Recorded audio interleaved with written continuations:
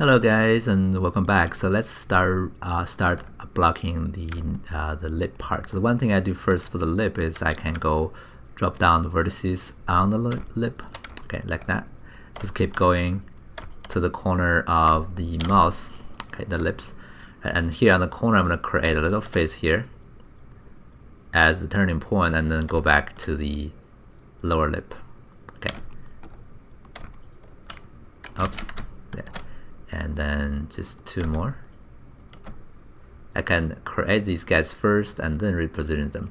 But one thing you can see, when I drag it too close, it's going to automatically weld there. I don't really want that, so I can go to the auto weld and turn that off. Now I can drag my vertices around. You can see they will never be merged, no matter how close I go. Okay, so that's one little trick. And try to find out where you position them. Okay, don't just go random. Be sure that you're going for the right position. Okay, you're okay with their position. Okay, all right. So after that, then we can keep extending these guys to the outside, and you may need to add more loops to the outside loop because you never really know how much you need when you're creating them. Okay, I have one here and one here. Okay, all right. And some adjustment down here. I can actually keep these guys down for now because I know that I need more down here eventually. Anyway, so let me just add one more here for now, and then reposition these guys. All right, now moving on, this gap is going to be something we have to spend some time with. First of all, let me extend that edge. I can tap and drag. One more thing I want to do is turn back my auto weld so that I can connect. Okay, and this guy goes here. Okay, and then these can keep going. All right, so when we're doing all these, we kind of wanted to determine like how, when do we want it to have a transfer with a pole. Okay, so pole is an important, powerful structure. We have many poles here already, and you can see the marks, actually the turning points or the transition points for things to transition from loop. Like you can see that's loop around the eye, and then after this pole you can see it transfers to something else. So it goes to left and right, up and down, more like a grade, right? Same thing goes here. You have loops around it, and then suddenly you have this pole, and you can see the faces around it becomes up and down, left and right, 4 directional faces. Okay, so here we also want to determine where do we want to put the pole. Okay, to put the pole. Oftentimes a pole wouldn't be a big issue, so you can say you can put them anywhere you want it to. For example, here I can say I want the pole to be over here, and I can just leave it there, and I have the rest to be very simple, up and down, left and right. Okay, and some people don't like the pole to be really close to the mouse, so they choose to have the pole happening later. So what they want to do then is going to be like they're going to keep these guys going. They can have one more loop here, keep these guys going, and then you can see the pole is not here anymore, and it can be somewhere on the mouse. If you wanted to do that, you can add one more loop here. One more loop here, you can see the pole becomes somewhere here, right? So there are many ways you can reposition this pole to tell it where you want it to be. Okay, and there are many ways you can adjust the loops around the mouse to determine where the pole is. Okay, right. So I personally don't really bother the pole to be closer to the lip, but I know many people bother. So I'm gonna say let's keep it here, but I'm thinking maybe I can make this loop go, at least one more loop goes inward. Okay,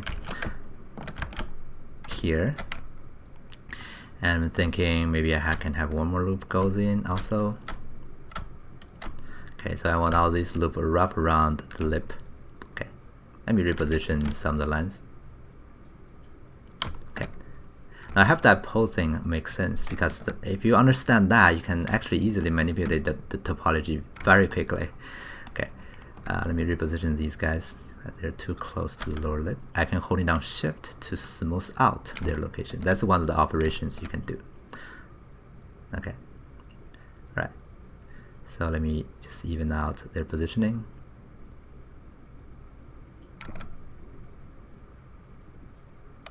Okay. And then let's see, do I want it to be over here, or let's just make it over here. I don't really bother, it's over there, right? And I think I need more loop on the lip because I have more going down. Now there's no problem on that because I kind of need more anyways. So let me add 2 more here and fill in these guys. Okay. And reposition these. Okay.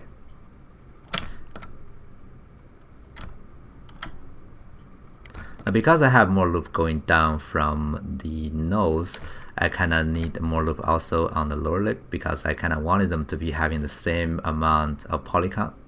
Okay, although that's not gonna be something like super necessary, but it's good to have that. Okay, so let me actually add the loops also on the lower lip. Okay, so I can add one over here, and I can add one over here and one over here. Okay, just to have the same amount of loops. All right, now it's time to fill in the filters in the middle. Oh, before I do that, I'm also going to turn off the auto wilds and then just reposition my points on the seam, right, between the lips. Reposition these guys properly so they are in the right position, right? That's important. Sometimes if you don't pay attention, they're not even there, and your eventual shape will not look as good as your sculpting. Okay. Now, spoiler alert, they are not going to be as good as your sculpting because you don't have that much of a geometry to represent that, but you can try to make them as close as possible. Okay. All right. Now I can hold it down Control and add one line here and one line here to get a better contour. Okay. You might think that's a lot of loops here. You can of course simplify it, but I'm doing a realistic one, and I think I need that much to really get the curvature I need. Okay. And if you're doing a mobile game, that's probably too much. But for console and PC, this is normal. Okay. Anyway, let me add one more here. One more, 2 more faces there to fill in the gap. Okay. All right. So moving on from the mouse, I can then just keep going to the side of the face. Okay, I can turn back the auto wild. All right, and then just keep going down and extrude the side face. All right, and I can hold it down Shift to smooth out their positioning. All right. Now keep on down here. At some point I need to make them go straight down instead of wrapping around the face, and that's going to be the perfect point here. You can see now I have this pull again. You can see I'm transferring from the loop to grade around it. Okay, so like these guys around it becomes great. All right, let me keep going down from here and just connect and Shift to smooth these guys around. Okay. All right. Cool. So this is going to be the area around the mouse. Now moving on to the neck, so I'm going to try to figure out the bottom of the face.